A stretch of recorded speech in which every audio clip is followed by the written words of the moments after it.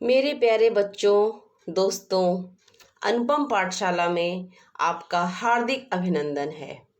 आज पाठशाला में मैं आपको हिंदी व्याकरण के अंतर्गत सर्वनाम की जानकारी देने जा रही हूँ। सर्वनाम क्या है, इसकी क्या उपयोगिता है, इसको जानना हम सभी के लिए आवश्यक है।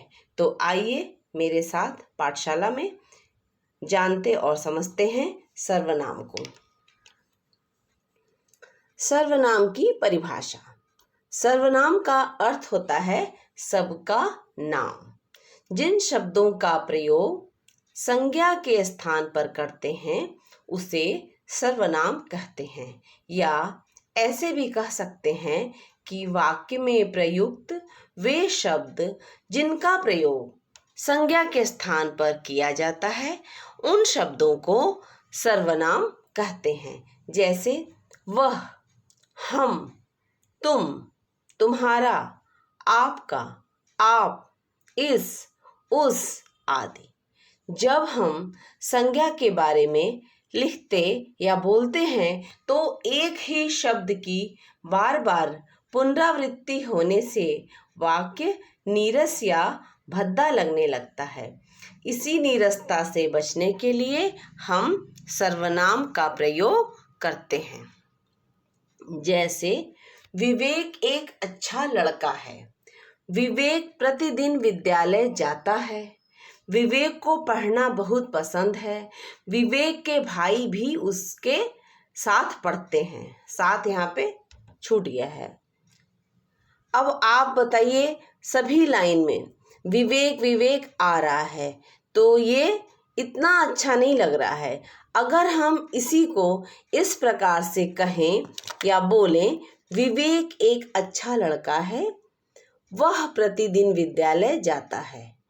विवेक को पढ़ना बहुत पसंद है, इसकी जगह हम ये कह सकते हैं उसे पढ़ना बहुत पसंद है। विवेक के भाई भी उसके साथ पढ़ते हैं तो हम कह सकते हैं कि उसके भाई भी उसके साथ पढ़ते हैं। तो यहाँ पे देखिए, वह, उसे, उसके, ये सर्वनाम हुआ। इन उदाहरण में विवेक के स्थान पर वह, उसे, उसके सर्वनाम का प्रयोग कर वाक्य की नीरसता से बचा जा सकता है और वाक्य का सही अर्थ भी निकल रहा है। अब देखिए, सर्वनाम के भेद या प्रकार, ये कितने प्रकार का होता है, इस पर हम चर्चा करेंगे। तो पहला है पुरुषवाचक सर्वनाम, दूसरा है निजवाचक सर्वनाम, तीसरा निश्चयवाचक सर्वनाम, चौथा अनिश्चयवाचक सर्वनाम, पांचवा संबंधवाचक सर्वनाम और छठा है प्रश्नवाचक सर्वनाम। ये 6 प्रकार के सर्वनाम होते हैं। तो शुरुआत हम करते हैं पहले से। पुरुषवाचक सर्वनाम ये क्या है, इसको जानने की कोशिश करते हैं। पुरुषवाचक सर्वनाम के 3 प्रकार होते हैं: उत्तम पुरुष, मध्यम पुरुष और अन्य पुरुष। क्या है ये उत्तम पुरुष? जिस सर्वनाम शब्दों का प्रयोग बोलने वाला या लिखने वाला स्वयं के लिए करता है उसे उत्तम पुरुष कहते हैं। जैसे मेरा, मैं, मुझे, मुझसे आदि। उदाहरण के लिए, मेरा नाम अनुपम है, मैं एक अध्यापिका हूँ, मुझे लिखने का शौक है। तो देखिए यहाँ पे मेरा, मैं, मुझे, ये जो आया तो ये उत्तम पुरुष इसको कहते हैं, क्योंकि लिखने वाला या बोलने वाला स्वयं के लिए कह रहा है। अब है मध्यम पुरुष। जिस सर्वनाम शब्दों का प्रयोग दूसरों के लिए या सुनने वाले के लिए किया जाता है उसे मध्यम पुरुष कहते हैं। जैसे तुम, तुम्हारा, तुमने, आपका, तुझको आदि। उदाहरण के लिए, तुम अच्छा काम करते हो, तुम्हें पढ़ना चाहिए, तुम्हारे भाई आए थे। तो इसमें तुम, तुम्हें, तुम्हारे में बोल रही हूँ, इसका मतलब कि कोई हमारे सामने है हमारी बात को सुनने के लिए, दूसरों के लिए हम इसे प्रयोग करते हैं। ये मध्यम पुरुष हुआ। अन्य पुरुष। जिस सर्वनाम शब्दों का प्रयोग बोलने वाला किसी दूसरे के लिए करे उसे अन्य पुरुष कहते हैं। जैसे इसने, उसने, उनका, उन्होंने, वह, वे आदि। उदाहरण के स्वरूप वह घर जा रहा है, कोई तीसरा जा रहा है। यह एक पुस्तक है, उन्होंने बहुत समझाया, तो ये अन्य पुरुष के उदाहरण हैं। अब देखिए दूसरा है निजवाचक सर्वनाम।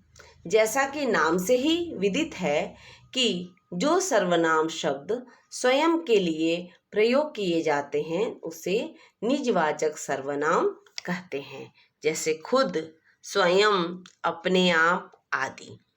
उदाहरण देखिए, मैं स्वयं आ जाऊंगी, मैं खाना खुद बनाती हूँ, मैं सारा काम अपने आप करती हूँ। तो यहाँ पर देखिए स्वयं, खुद, अपने आप, ये हुआ निजवाचक सर्वनाम, क्योंकि इसमें अपने लिए कहा जा रहा है।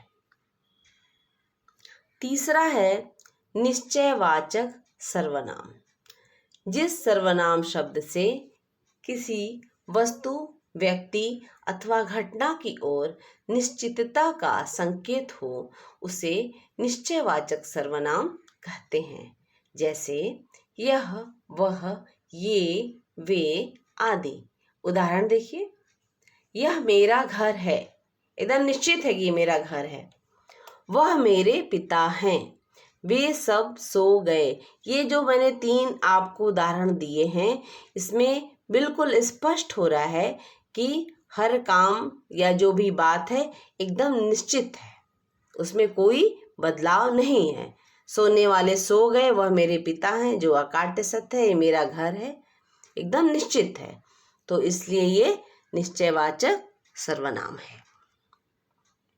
चौथा है अनिश्चयवाचक सर्वनाम।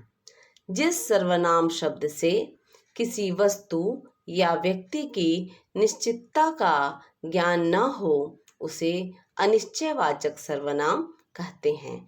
जैसे कोई, कुछ, किसी, कौन आदि।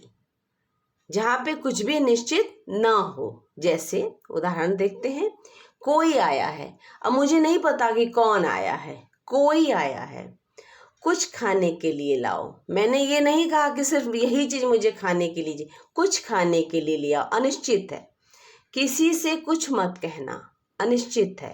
तो जहाँ पर इस तरह के वाक्य होते हैं उसे हम अनिश्चयवाचक सर्वनाम कहते हैं। पांचवा है संबंधवाचक सर्वनाम।